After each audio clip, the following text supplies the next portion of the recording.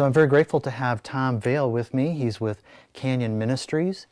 Thanks, Tom, for being a part of this interview. I really appreciate it. It's a pleasure to be here, Jim. Good. So tell us about yourself, a little bit about your background. Okay. Well, I was born and raised in Southern California and grew up there. And up until about the time I was 8, we went to church. We were a church-going family. And at some point, my dad had a falling away from the church. And we started going camping on the weekends instead of going to church. Okay. After I got out of the Army, I went to work for an oil company in downtown Los Angeles and ended up managing their corporate data center before I went on a river trip that sort of changed my life. One of the reasons we wanted to talk to you is your testimony. You have a very interesting testimony. You came to Christ a little bit later in life.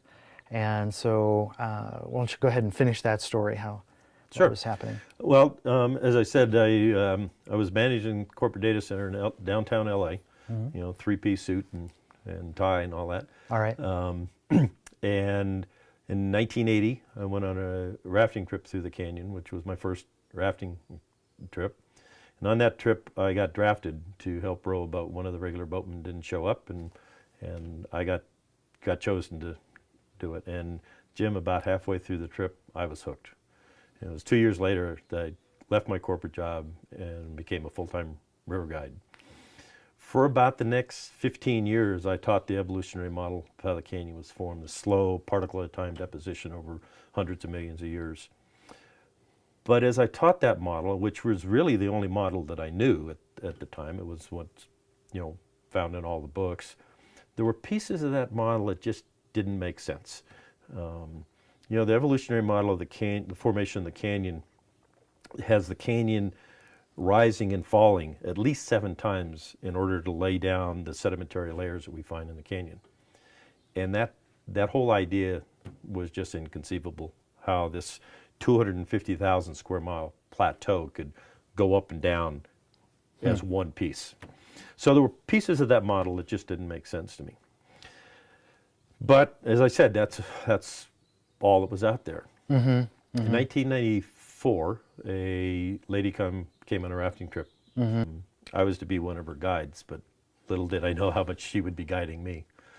On the second night of that trip, she started to share the gospel with me and to minister to my pretty well lost soul at the time. Not an easy project. So anyway, on the second night of that trip, she started to share the gospel with me. And those conversations went on throughout the length of the trip. And I remember very distinctly a very philosophical conversations on the bank of the river one evening about the meaning of life. And at that point in my life, I had it all figured out. The meaning of life was to have fun because this was all there is, okay? While hers was this strange idea to have a personal relationship with the Lord Jesus Christ. Well, that was early in the week, so I thought maybe there's some hope for her. But actually, there was a little hope for me because after the trip, she sent me a Bible. And that Bible actually traveled halfway around the world with me to the Himalayas in Pakistan. I'd gone to Pakistan on a climbing trip, and the weather turned south and we weren't able to do anything we planned to do. So I had a lot of tent time and I started to read the Bible. Well, she had told me to start reading in 1 John, which I did. But then I got to thinking, why am I reading way in the back of this book? So I started reading the accounts of Genesis as well. Really? And don't get me wrong, Jim, I'm not saying that I read Genesis and I understood the formation of the Grand Canyon or anything like that. The Bible doesn't mention the canyon. But there was just something there, something that struck a nerve in me. And I wasn't quite sure what nerve. I didn't know if it was just an intrinsic knowledge of what I'd been teaching was a lie, or if it was brought up from some maybe Bible story that I'd gotten when I was a kid in Sunday school. And so I continued to read the Bible, and this lady had written a prayer in the back of my Bible. I'd like to share it with you. Okay. It said, "Dear Lord, I know I've done wrong, that I have missed the mark of perfection. I'm willing to turn from my sins. I believe Jesus Christ died for me. Please come into my life and forgive me. I receive you in my life as my Lord and Savior, as best I know right now.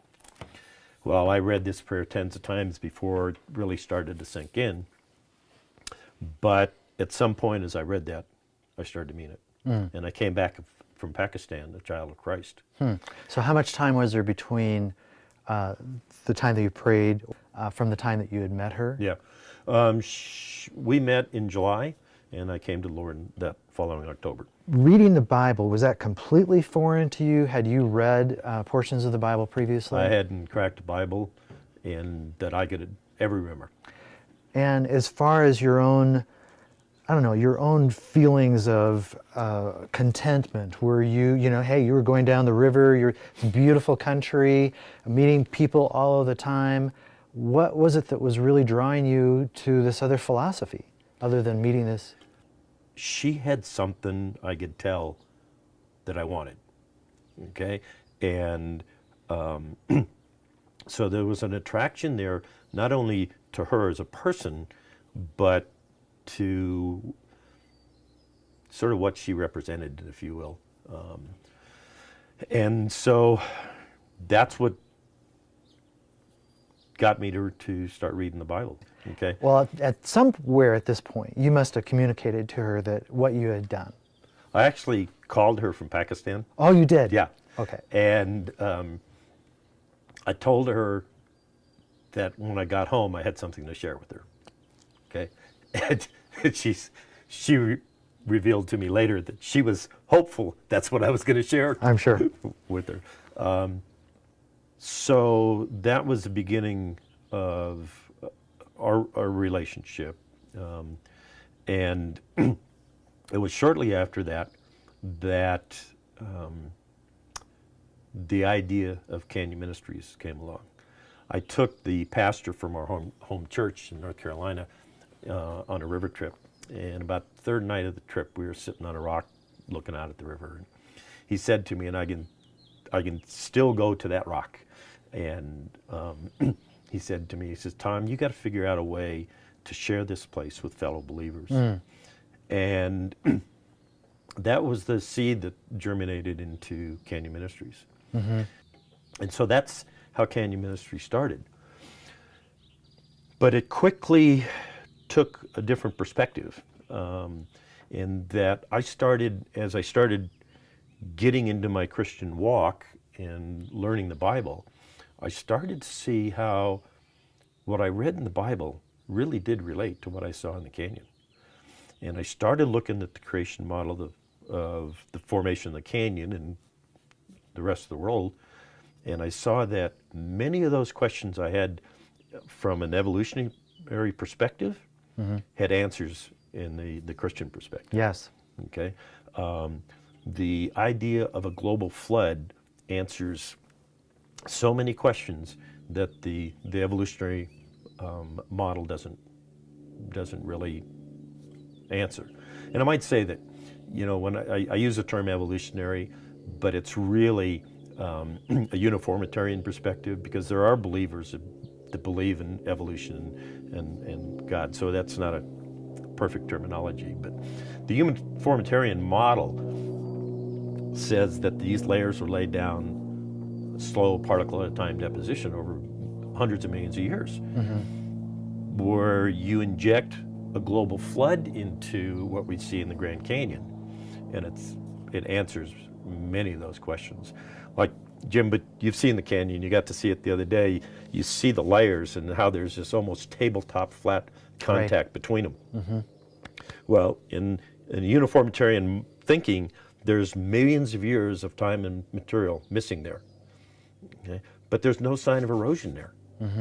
Okay? And that is classic flood geology. That's how layers get laid down in a flood environment. Yeah. One of the things was so very clear is you can see certain spots where you're saying where it's very, very flat, or like between the layers, or in certain areas where the mountain, it's flat at the top of the mountain. But then you'll have other mountains to the foreground, and you'll see it's very, very jagged. Right. And so if you have jagged mountains that are then being overlaid with other material, then the stuff between those layers should be jagged. Right. Yeah. You should see the horizon of each layer ought to show some sign of either physical or chemical erosion, a soil horizon or something, but it's not. And the uniformitarian answer to that is that there was an erosional event that took place there that eroded everything off flat, and then this layer was laid on top of it. So you've got an erosional event that covers 250,000 square miles of the Colorado Plateau, but it also covers the vast majority of North America, because that's how big these sedimentary layers are. Some of the layers that we see in the Grand Canyon cover, as I said, the vast majority of North America. They stretch over into Europe, down into Northern Africa. The same great unconformity, which is the contact between the creation rock, the day 3 creation rock, and the first of the flood layers, is seen in Israel. Okay? So we're talking about worldwide events here. Is it the Tapeats sandstone? Tapeats sandstone's the bottom layer, yeah. Okay. And is it also found in other countries? Is it, or maybe throughout the United States? It's very, very broad? There's a picture in the Grand Canyon guidebook of the layers and how widespread they are. And the Tapeats is the lowest one. And it covers, as I said, the majority of the continent, and goes into Europe, down into Israel. It does? Yeah. Even the Tapeats? Yeah. The Redwall limestone, which is the big red layer that we see in the canyon, we had a geologist from England on a trip a few years ago,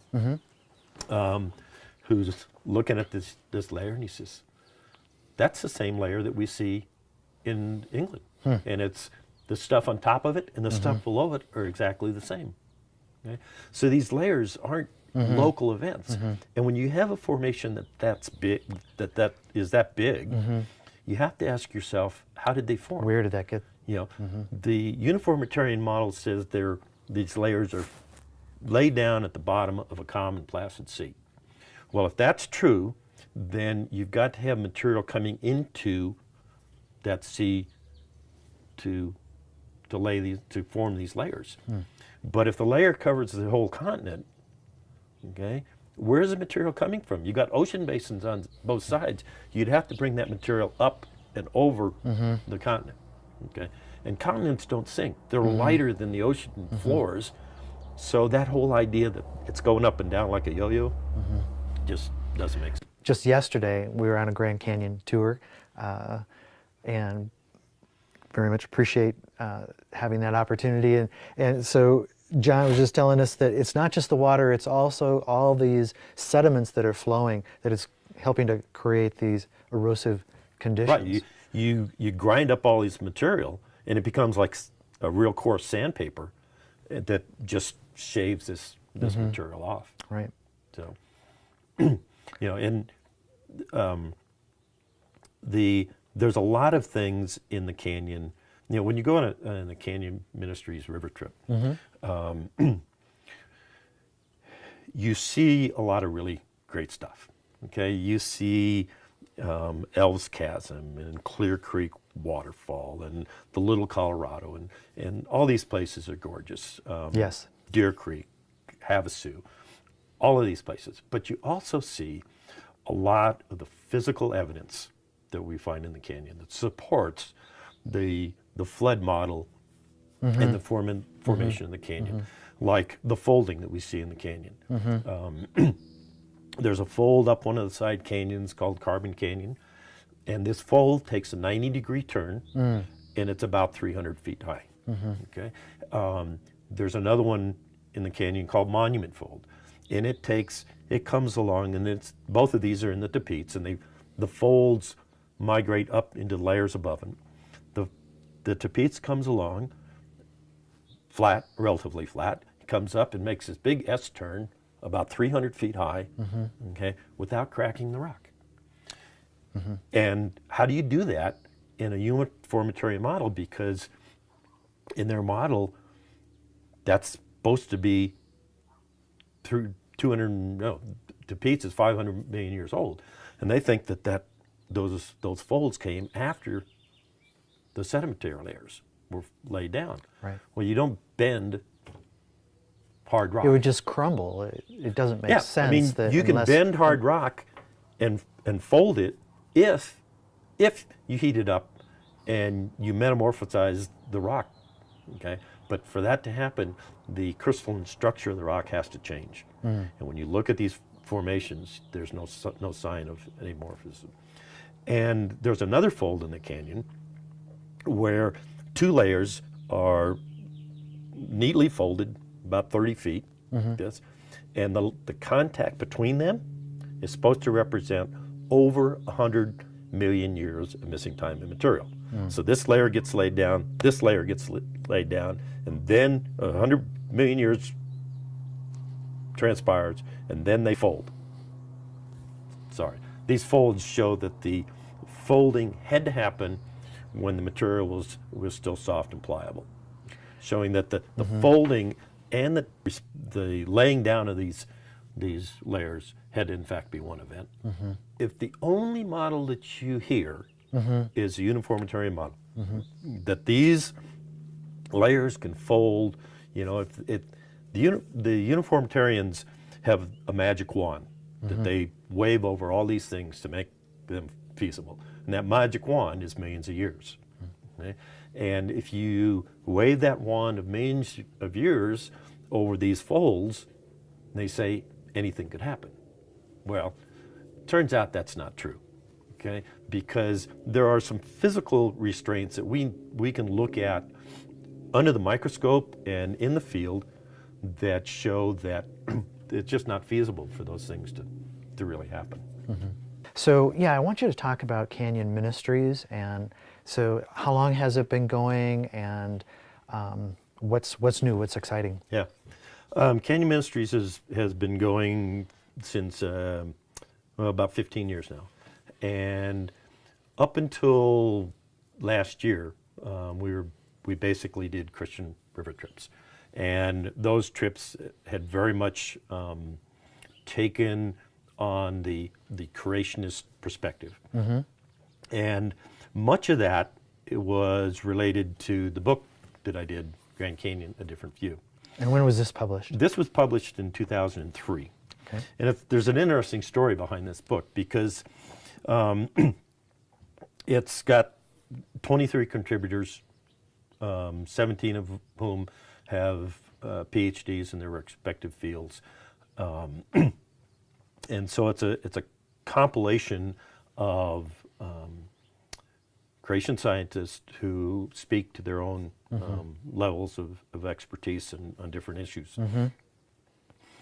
And we published this thing in 2003, and shortly after it was published, it was submitted to the national park to be sold in the park. Oh, yes. And it got accepted. Okay. And then a few months after that, it was found by actually a retired professor from one of the California colleges. And he bought the book and wrote a rather scathing review about it. But he did say he liked the pictures, so that was nice. It took on its own little momentum after that. And it's sort of interesting because I didn't know about this review. This review happened in October, and it got published in a number of online journals, and then it got itself in a print journal. And so in the background, there's this controversy going on? Brewing that I didn't know anything about. Oh. And in December of that year, the presidents of 7 of the major science organizations across the country jointly signed a letter requesting the book be removed from the bookstores because, and I quote, "it advances a narrow religious view about the earth," end quote. So I still don't know anything about this. And so the Lord let me get through the holiday season, and then January 5th, 5 o'clock in the morning, I get a phone call from a local Christian radio station saying, "Tom, I want you to come down and talk about the controversy." I said, "Bruce, What controversy? I am clueless at this point. And he reads me this little piece that was came across the AP wire during the night. And Jim, it exploded from there. Really? It just absolutely exploded. I went down and talked to them that day. The next day I was on another Christian radio station. And it's sort of interesting, the second radio interview I did, the guest in front of me, it was a talk show, and the guest in front of me was Alan Sears from Alliance Defending Freedom. Mm. The interviewer asked him what he thought about this issue, and he said, it's no big deal, it's a simple First Amendment rights issue. And so I'm thinking, I need to talk to this guy. Alliance Defending Freedom came alongside of us, and they were a godsend to us. Oh, wow. But over the next year, it was on dozens of television news shows, in lots of print media, most major newspapers across the country, literally dozens of radio programs. But as I look back on it, Jim, I got to ask him, why is this little book such a threat? Okay? It not only was on in most major newspapers here, but on 3 other continents as well. We did interviews in the Canyon from news media from England, from Germany. Why was this such a threat? If the uniformitarian's model is so secure, why is one little book, and it's the only book sold in the Canyon that presents a creationist perspective, why is it such a threat? If their model is that tight, one little book shouldn't be able to. I believe it's because this book tries to shine some light into this darkened world in which we live. Mm-hmm. And why is it that it's on the front page of the China Daily? Jim, the world is watching this country. We are the Christian nation of the world. And they want to know what we're going to do with this man, Jesus Christ. And, this is a prime example of how the Lord can use a nobody to further his kingdom. When this first came about, it took me months to agree to do this. I didn't want to do this book. Okay? And finally, my wife Paula says to me, she says, hon, that's when I know I'm in trouble. She says, most people write a book and then go look for a publisher. She says, these guys came to you. Do you think this might be of the Lord? Okay, I'll do the book. So that's how the book came about. And the publicity from the book obviously sort of rocketed Canyon Ministries into. What is the latest about Canyon Ministries? Well, there's a couple things that Canyon Ministries does that is, first of all, we are a nonprofit organization. And one of the things we do is a Christian leaders trip. And we take 23 Christian leaders from literally around the world on an 8-day trip, includes a full-length river trip, and show them the evidence that supports a young earth. Okay. And we do that from a biblical perspective. We show them the geology, but we show them from the scriptures how that geology and the scriptures intertwine. Okay. And that has had some dramatic results. And we are looking for people, as we say, we're trying to influence the influencers. Okay, and we've taken, lots of big names. We've taken presidents of seminaries, Old and New Testament seminary professors, leaders of large ministries. Del Tackett from the Truth Project has been with us, and gives a great testimony about the trip. Yeah. So the Christian Leaders Trip has been a big part of what we do, and we raise funds annually to put that trip on the water.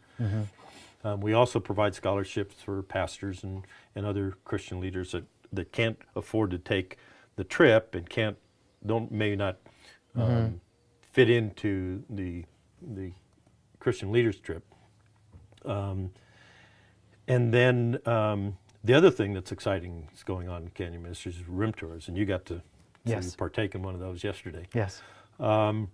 We have, over the years, been focused on the river, and I've been doing as many as a dozen trips a year, but the old body can't do that anymore. And so we brought a new executive director in, John Albert, and John is starting up a rim tour operation. We bought a bus, and we're putting on half-day and full-day tours of the canyon, and that's really exciting. We've done a bunch of them already, and we're seeing people really able to in just a few hours come to the realization that what they read in the book of Genesis, specifically about the flood, is real. And if so many churches and seminaries and whatnot aren't teaching a historical view of Genesis, they're teaching some compromised, in my opinion, mythological view of Genesis. And when you start doing that, when you start saying, well, this part isn't true, but this part over here, I mean, where does truth begin? If the truth of God's word doesn't begin in Genesis 1:1, then where does it begin? If you're going to try to finagle, if you will, the first few chapters of Genesis, specifically Genesis 1 to 11, and say, well, creation didn't really happen in 6 days, it's millions of years, and there's a gap somewhere in there that you can stuff in millions of years. If God's word isn't true there, then where? And in Exodus it talks about, it says that God created the heavens and the earth in 6 days and rested on the seventh. Okay? And those are his words. Okay? You really run into a quandary if you don't start off believing the book of Genesis right from the beginning. If you don't get the foundations right, then the whole thing starts to crumble. Well, I think one of the things that it was just really helpful for us as we did the rim tour yesterday, that we could just see the evidence is just laid out in front of you. That the people that come that are doing the Canyon Ministries, there's a lot of people see the Grand Canyon, and they're probably, wow, that looks cool, different colors and stuff. But here's John, and he's laying out for us what these different layers mean and what they're made of, and the meaning of the flatness between the layers and the erosion issues, as you were saying, that the sediments, that they're spread throughout. It's not just here, but spread throughout the United States and around the world, and these have just amazing implications. And they do. Geologically. Yeah. And so when people come and they're getting this message, it's not just going to church, and you're getting a message, you're seeing the evidence laid out in front of you. And so the person is speaking, he's knowledgeable, he's very friendly, he won't bite you. He's wonderful people. Told him he can't bite. And so it was a fun adventure for myself and my wife and daughter, and highly recommend. I mean, it's just one of the things in my own experience, for example, is that I had been to the Grand Canyon about a year ago, but on this trip, we went to 5 or 6 different locations that I never heard. You have the Grand Canyon book. I probably could have gone through the book and learned more about those views, but just having John show them to us in a comfortable bus. It was quiet. Many of the other tours, they're like in Jeeps or something, and I think they're probably pretty noisy, right? If someone is speaking while you're going, well, it might be fun to be in a Jeep, but can you really hear the person talking as you're driving? Whereas in the bus, it's very comfortable, and it's I thought it was a great experience. Every group that goes on a trip with us a copy of the True North Series Grand Canyon Guide, which 3 other authors and I put together, and you can go to this point, and you can go to Navajo Point and look at it and see, oh, that's what we're looking at. Mm-hmm. And so this has become a really good tool for it's people a to wonderful book. Yes. See the canyon. Yes. So, yeah. So we're excited. We see the future of Canyon Ministries just growing, and mm-hmm. and the influence that the number of people that we can reach. There's 4.5 million people come to the Grand Canyon every year, and we're hoping to try to reach just a small percentage of them. I hear you. Tom, it's been a great pleasure. Thank you so much for Appreciate it. Doing this interview, and thank you for all your experience and all that your vision. And by the way, for those that don't know, you married the young lady Yep. who led you to the Lord. Yeah. And so, what a great finish that is. Yeah, it's a great love story. Yes. 18 years and still going strong. Great, Yeah. great. Yeah. Thank you. Thank you.